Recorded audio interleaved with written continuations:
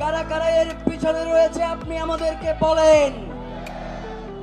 এই সরকার, আপনি বলেন, যখন আপনাকে বলা হয় যে তুমি তো অনির্বাচিত সরকার, তখন আপনি বলেন জুলাইয়ের গণ অভ্যুত্থানের মধ্য দিয়ে আমি সরকারে এসেছি জনগণের ম্যান্ডেট নিয়ে।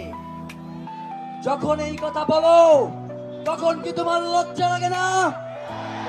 1400 শহীদ, তার রক্তের এখন পর্যন্ত বিচার করতে পারো নাই, তোমার শরম লাগে না?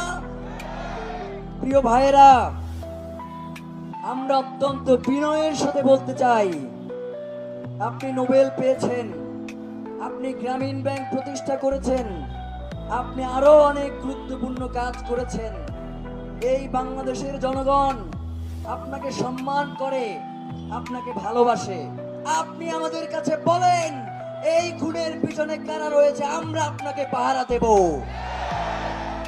স্বরাষ্ট্র উপদেষ্টা, হাসি ছাড়া তো মুখে কোনো কথা নাই,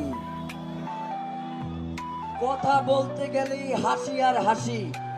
পরম আনন্দে আছেন, মনে করেছেন যে আর 1 মাস ক্ষমতায় আছেন, এরপরে ক্ষমতা ছেড়ে দিয়ে বিদেশে পাড়ি জমাবেন।